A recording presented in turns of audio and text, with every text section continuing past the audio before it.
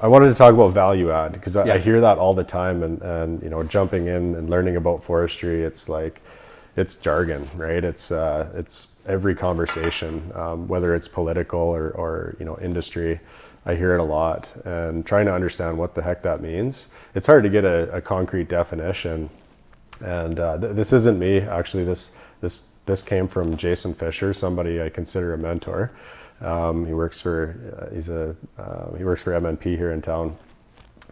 Jason said that to me. Said, "Well, value add has to be margin add, right?" And I think there's a lot of examples where it isn't.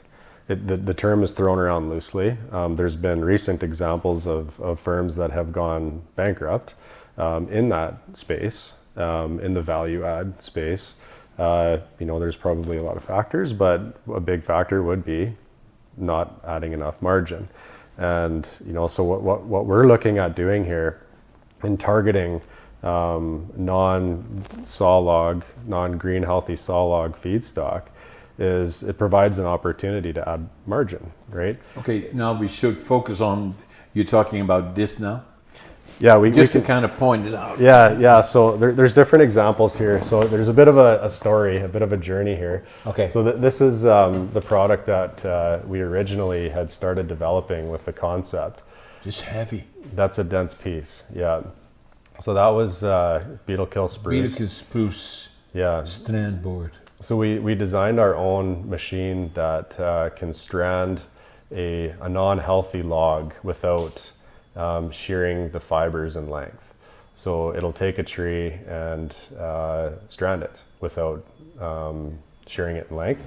So you're not dealing with short pieces. Wow.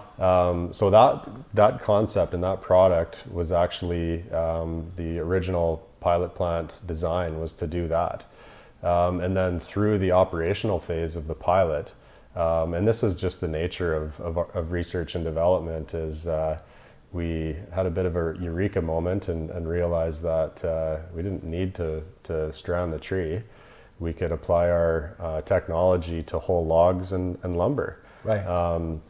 So just to demonstrate on a whole log that we've cross-sectioned up here, so we've treated it with our technology and then densified it on one end. Balsam with heart rot. Yeah. Balsam with hard rot. Yeah. So we've treated and densified just the short end here, and then cut it open to cross-section it, right, to show what chemically and what's happening at the molecular level inside the cellulose there. So that has now been applied to whole logs. So this is the piece that used to be, then you kind of prepared this piece here on the side and on top and bottom using your new approach to it, like what applies here. Yeah, so our technology, we used pressure, temperature, and chemistry. Right. And then applying that process to whole logs does this. So this was an aspen tree that we've densified. Just the whole log. Yeah, so that's about a 35% reduction in volume down to a cant.